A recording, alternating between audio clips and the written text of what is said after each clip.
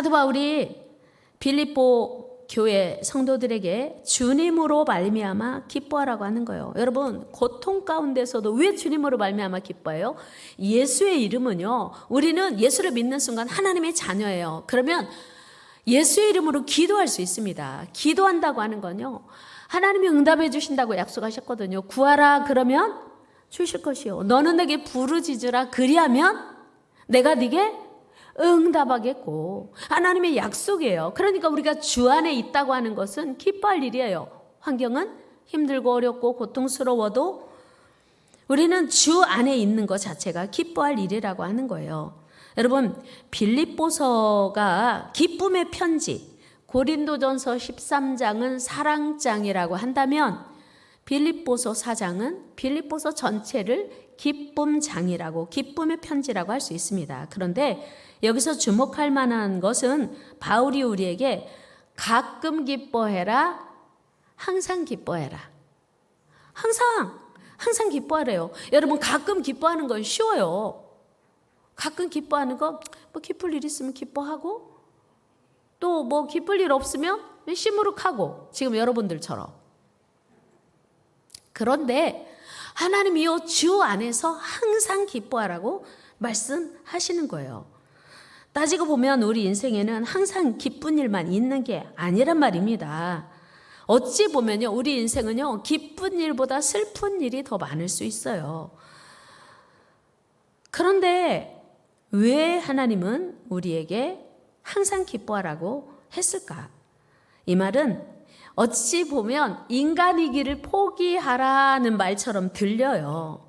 그러나 우리가 기억해야 할 것은 믿는 자에게 있어서 기쁨은 명령이고 당연한 결과라고 하는 거예요. 하나님의 명령이에요. 믿는 자에게 기쁨은 하나님의 명령이고 당연한 결과인 것입니다. 여러분, 우리는 주 안에 있는 자들입니다. 주 안에 있다는 말은 예수 그리스도로 말미암아 우리 구원을 나타내는 것입니다. 주 안에서 우리는 죄와 사망의 법에서 해방된 자들이에요. 우리는 다 죄가 있습니다. 여러분, 죄 있습니까? 여러분, 죄 있습니까? 혹시 여기 계신 분 중에 나 죄 없어요, 나 사람을 죽인 적도 없고요, 남의 물건 훔친 적도 없어요, 저 죄 없어요, 이런 분 혹시 계시나요? 우리는 다 죄인이에요.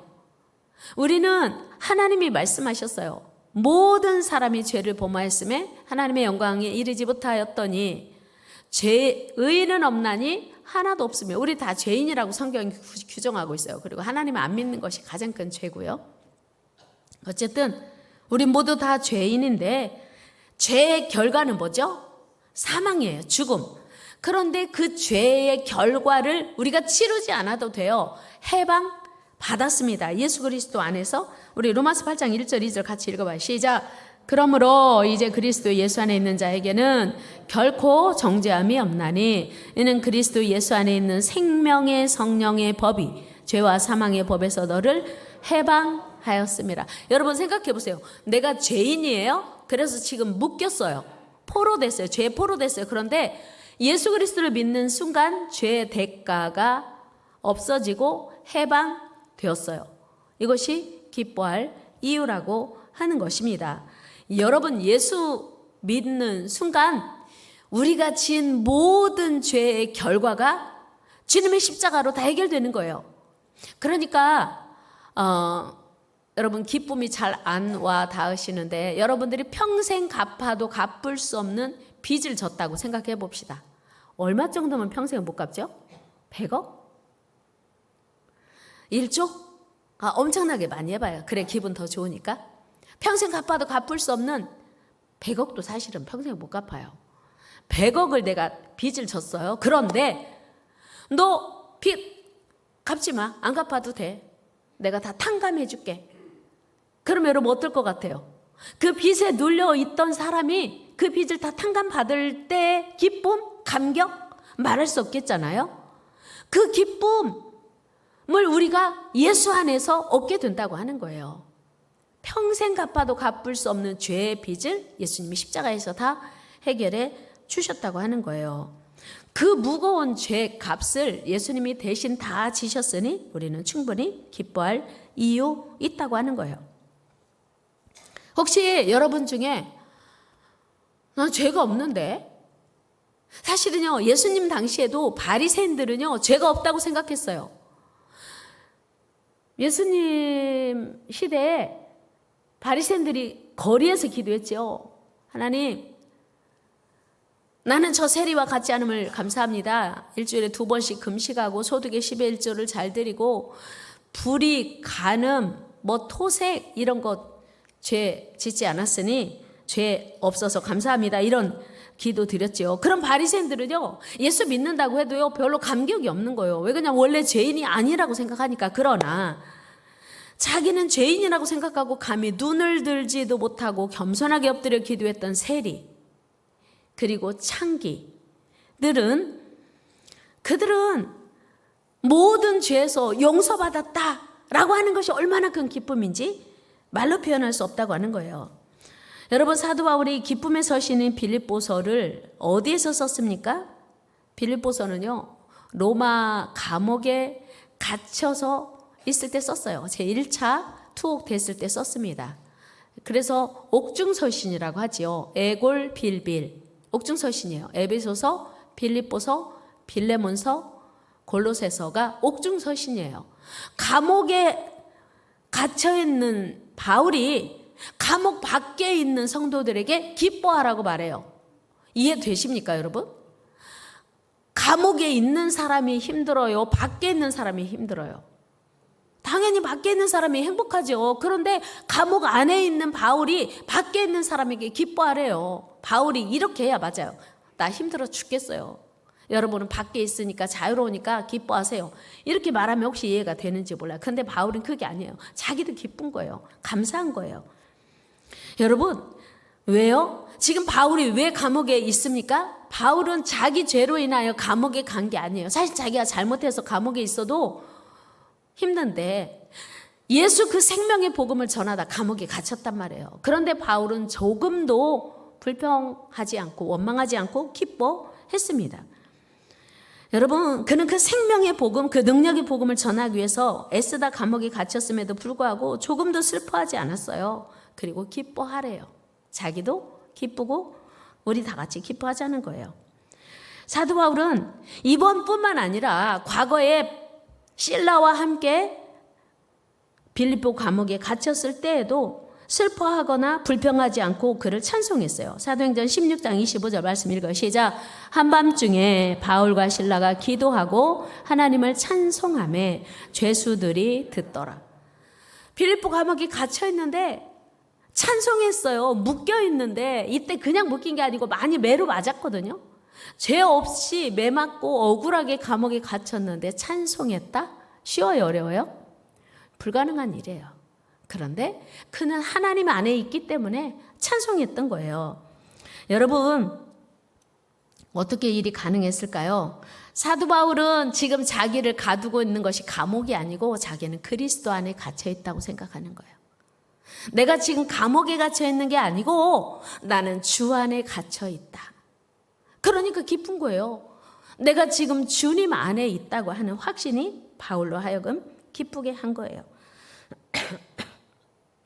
여러분, 오늘 우리가 처한 환경보다 더 중요한 것은 내가 처한 환경을 해석하는, 내가 처한 환경을 어떤 눈으로 바라보냐가 훨씬 더 중요하다는 것입니다.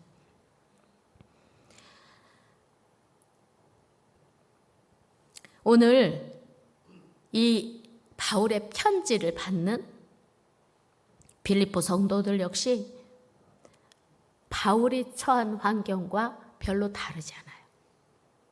어려워요. 힘들어요. 그런데 기뻐하래요.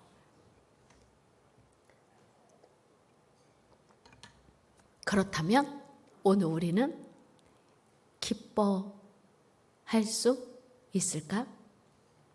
아니면 내가 처한 환경이 어렵고 형편이 힘드니까 슬퍼하고 고통스러워해야 할까?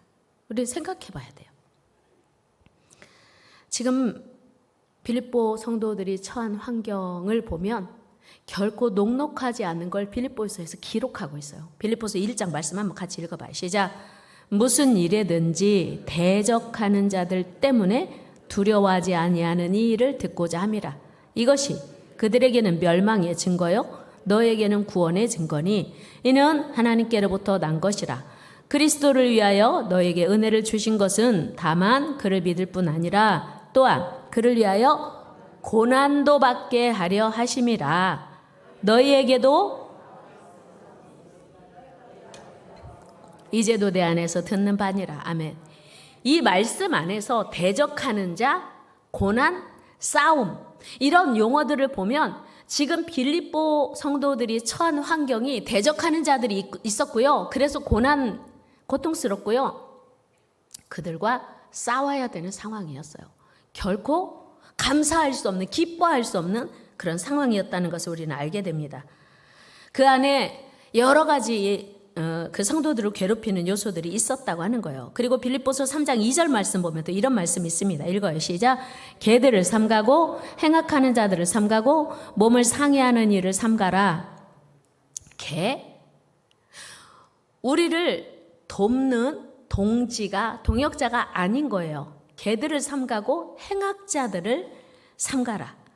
또한 3장 18절 보면요. 십자가의 원수로 행하는 자들이 있대요. 같이 읽어봐요. 시작. 내가 여러 번 너희에게 말하였거니와 이제도 눈물을 흘리며 말하노니 여러 사람들이 그리스도의 십자가의 원수로 행하느니라. 무슨 얘기예요? 예수를 믿는 성도들에게 원수로 대하는 자들이 있다는 거예요. 그러니까 빌립보 성도들의 삶이 너무너무 지금 힘들고 어려운 걸 알게 돼요. 그럼에도 불구하고 항상 기뻐하라고 하는 거예요. 도대체 무슨 뜻일까요? 무슨 이야기일까요? 왜 그렇게 기뻐하는 것이 중요할까요? 바울이 성도들에게 기뻐하라고 수없이 권면하는 것은 한 가지 이유 때문이에요. 그것은 바로 예수 그리스도 때문이라고 하는 거예요. 사도 바울은 빌립보서에서 주 안에서 그리스도 안에서 그리스도로 말미암아 라고 하는 표현을 모두 11번이나 사용하고 있습니다. 그러니까 환경은 기뻐할 수 없어요. 너무 힘들어요. 어려워요. 고통스러워요. 그런데 우리가 주 안에 있기 때문에, 그리스도 안에 있기 때문에 기뻐하라고 하는 거예요. 우리가 주 안에 있다고 하는 것이 그렇게 귀한 일이고, 주 안에 있다고 하는 것이 그렇게 복된 일이고, 주 안에 있다고 하는 것이 그렇게 기뻐할 일이라고 하는 거예요. 여러분 주 안에 있습니까? 여러분 주 안에 있습니까? 여러분 주 안에 있으십니까? 그렇다면 기뻐해야 된다고 하는 거예요. 주 안에 있다는 그 한 가지만으로도 하나님이 우리의 능력이시고, 하나님이 우리의 아버지시고, 하나님이 우리를 사랑하시고, 하나님이 우리를 책임지시고, 하나님이 우리를 인도하시고, 그래서 기뻐하라고 하는 거예요. 오늘 우리 성도들 역시 마찬가지입니다. 우리 세상에서 시련과 환난을 당합니다. 그러나 우리에게 승리를 약속하신 하나님, 승리를 주실 하나님, 궁극적인 형벌을 해서 이기게 하실 하나님이 우리 아버지시니 우리는 기뻐할 수 있다고 하는 거예요. 이것이 성령의 열매인 희락, 기쁨, 영어로 joy인 거예요. 스바냐 3장에서도 스바냐 선지자가 우리 성도들에게 전심으로 즐거워하며 기뻐하라고 요구하고 있어요. 그 이유가 무엇입니까? 우리 3장 15절 말씀 한번 같이 읽어요. 시작. 여호와가 내 형벌을 제거하였고 내 원수를 쫓아냈으며 이스라엘 왕 여호와가 내 가운데 계시니 내가 다시는 화를 당할까 두려워하지 아니할 것이라. 아멘. 여호와 그분이 계시니 다시는 화를 당하지 않을 것이래요. 그래서 기뻐하래요. 우리는요, 미리 걱정하고 미리 두려워할 때가 참 많거든요. 우리는 미리 아직 일어나지도 않을 일을 미리 꾸어다가 걱정하고 염려하는 때가 참 많아요. 오늘 우리가 기뻐하지 않는 이유가 어려움 때문, 오늘 내가 당한 어려움 때문이기도 하지만 때로는 아직도 오지 않을 두려움과 염려와 걱정 때문에 오늘 기뻐하지 못하고 두려워한다라고 하는 사실이에요. 그런데 오늘 여호와께서 우리의 형벌을 제거하시고 내 원수를 쫓아내시고 해결하실 것이니 여호와가 우리 가운데 계시니 다시는 화를 당하지 않을 것이니 기뻐하라고 하는 거예요. 하나님을 신뢰하는 자들에게 할 수 있는 것이 바로 기쁨이라고 하는 거예요. 여러분 하나님 사랑하십니까? 하나님이 여러분들을 사랑하십니까? 하나님이 여러분들을 위하여 일하십니까? 하나님이 여러분을 위하여 놀라운 일을 행하실 것입니까? 그것 때문에 우리는 기뻐할 수 있다고 하는 거예요. 오늘 환경은 어려워도 여러분 여기서 화를 당하지 아니한다 이 말은 세상에서 시련이나 환난이 없다라고 하는 말보다는 결정적인 마지막 순간에, 최후의 순간에 멸망당하지 않는다는 뜻입니다. 즉 잠시 잠깐 동안의 시련과 환난은 있을 수 있지만 마침내 이 모든 시련과 고난을 다 이기고 승리자로 서게 하실 것이라는 확신 때문에 기뻐하라고 할 거예요. 여러분 어려우십니까? 기뻐하세요. 하나님이 다 지나가게 하실 거예요. 이기게 하실 거예요.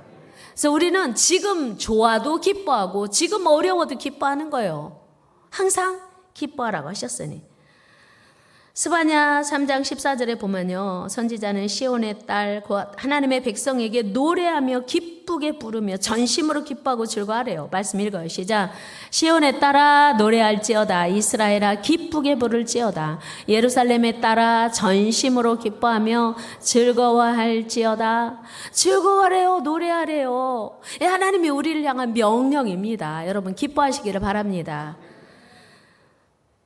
우리가 하나님의 명령 때문에 순종하기 위하여 환경은 아닌데 기뻐하면 그런 우리를 보시고 하나님도 기쁘시대요.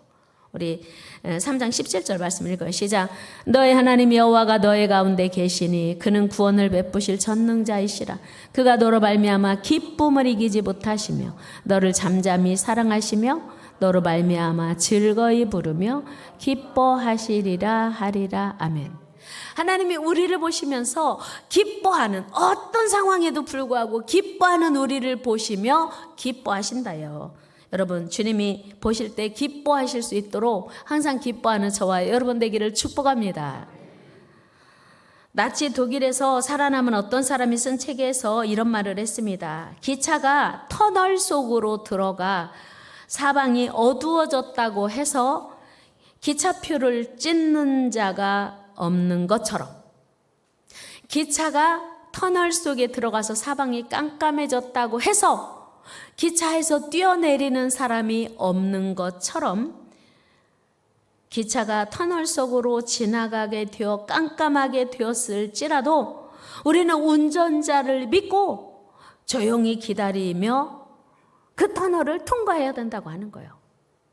우리 인생의 운전자가 누구예요? 여러분 인생의 운전자가 누구예요? 우리는요, 왜 염려하고 근심하고 두려워하냐면 내 인생의 운전자가 나라고 생각하는 거예요. 내가 내 인생을 운전하고 가요. 그러니까 터널을 만나면 두려운 거예요. 무서운 거예요. 그런데 예수 그리스도를 믿는 우리는 내 인생의 주인이 내가 아니고 내 인생의 운전자가 누구예요? 하나님이신 거예요. 믿으십니까? 표정이 아닌 것 같은데요. 여러분의 인생의 운전자가 하나님이시라면, 여기까지 인도에 오신 분이 하나님이시라면 남은 삶도 인도에 가실 하나님을 기대하고 신뢰하며 기뻐하는 거예요. 기뻐하는 거예요. 두려워하지 않고요. 여기까지 어떻게 오셨어요? 죽을 뻔했습니다. 이런 분 계시잖아요. 근데 왔어요. 어떻게 해요? 하나님의 은혜로. 다 같이 하나님의 은혜로 여기까지 왔습니다. 앞으로도 하나님의 은혜로 갈 것입니다. 믿습니까? 이게 우리 믿는 자들의 고백인 거예요. 여러분, 여기 계신 많은 여성분들은 출산해 보셨지요? 출산의 고통은 당해보지 않으면 몰라요. 여기 계신 남자분들은요, 진짜 할렐루야 감사하신 거예요. 그 출산의 고통은요, 누가 그러더라고요. 총을 3방 맞는 것과 같대요. 애기 1명 낳는 것이 총 3방 맞는 것과 같대요. 얼마나 고통이 심하지 알겠어요? 총 맞아보셨어요?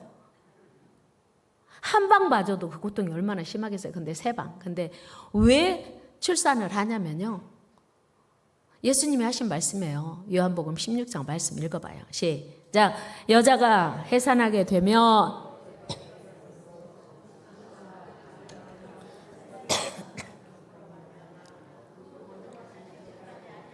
아멘. 출산할 때 진짜 고통스럽거든요. 그런데 잊어버리고 또 나요. 강미정 집사님은 4명 났어요. 총을 몇 방 맞았어요? 12방. 왜 어떻게 그렇게 날 수 있을까요? 잊어버리는 거예요. 왜요? 출산할 때는 힘든데 며칠 지나면 그 아기가 빵긋빵긋 웃고 그 아기가 엄마 이 말하면요, 그 출산의 고통이 순식간에 다 잊어버려지는 거 생각 안 나요. 그러니까 그 기쁨으로 인하여 또 난대. 마찬가지로 예수 안에서 우리가 고통을 없앨 수는 없지만 그 고통을 잊을 수 있는 하나님의 위로가, 하나님의 은혜가 있다, 그런 얘기예요. 여러분, 출산의 고통이 너무 힘들어서 출산하다 말고 잠깐요, 잠깐, 저 포기할래요. 저 출산 포기할래요. 이거 안 할 거예요. 힘들어서. 이런 사람 있어요, 없어요? 이민숙 집사님 얘기 낳다 말고 지금 출산 중에 잠깐요, 저 출산 중지 하는 사람 있어요, 없어요? 없어요. 나야 돼요. 나야 살아요. 고난을 이겨야 된단 말이에요. 다 같이 고난을 이깁시다. 고난을 이깁시다. 그러면요, 새로운 생명이 태어나면서 우리에게 기쁨을 준단 말이에요. 마찬가지. 그래서 그 출산하는 사람이 기뻐하면서 출산을 포기하지 않고 그리고 힘들어도 진행한다고 하는 거예요. 잠깐이면 그 고통이 지나가고 새로운 생명이 태어나서 오히려 더 기쁨을 주기 때문이에요. 마찬가지로 우리가 그리스도 안에서 만나는 어려움들은 예수님의 능력으로 다 회복되고 지나간다는 사실을 기억하고 미리 기뻐하는 저와 여러분 되기를 축복합니다. 여러분, 세상의 모든 가치는 다 변합니다. 건강도요, 늘 건강하지 않아요. 저 그런 얘기 많이 들어요. 저보다 나이 어린 사람한테도요, 목사님 저 옛날 같지 않아요. 작년 같지 않아요. 나이가 드니까요, 건강은 변하게 돼 있어요. 젊음도 변합니다. 반드시 시간이 지나면요, 변하게 돼 있어요. 부자가요, 한 번 부자라고 평생 부자인 거 아니거든요. 그렇게 시시각각 변하는 어떤 세상의 기준에 우리가 기쁨을 둔다면, 그러면 건강할 때는 기뻐할 수 있고 병들면 기뻐할 수 없는 거예요. 젊을 때는 기뻐할 수 있고 늙으면 기뻐할 수 없는 거예요. 그런데 하나님은 항상 기뻐하래요. 항상 기뻐하라고 명령하시는 거예요. 여러분, 우리는 영원히 변함없이 우리를 사랑하시는 주님 때문에 항상 기뻐할 수 있는 줄로 믿습니다. 우리의 기쁨은 영원한 하나님의 그분 안에 있기 때문에, 그분에게서 비롯되기 때문이에요. 여러분, 하박국 선지자의 고백처럼 우리가 바라고 추구하는 세상의 모든 것이 없으면 없을지라도 영원히 변치 않으시는 하나님 한 분으로 우리는 기뻐하고 감사하고 만족할 수 있게 되는 거예요. 우리 하박국 3장 말씀 읽어요. 시작. 비록 무화과 나무가 무성하지 못하며 포도나무에 열매가 없으며 감람나무에 소출이 없으며 밭에 먹을 것이 없으며 우리의 양이 없으며 외양간에 소가 없을지라도 나는 여호와로 말미암아 즐거워하며 나의 구원의 하나님으로 말미암아 기뻐하리로다. 아멘. 여러분, 세상 사람들은 말도 안 되는 거예요. 무화과 나무가 마르고 감람나무 열매가 없고 외양간에 소도 없고 포도나무에 열매도 없고 송아지도 없고 아무것도 없는데 어떻게 기뻐해요? 세상 사람들은요, 없으면 슬퍼하고 고민합니다. 고통스러워요, 괴로워해요. 그런데 하박국 선지자가 뭐라고 말해요? 나는 여호와로 말미암아 기뻐하리로다. 이 고백이 저와 여러분들의 고백되기를 축복합니다.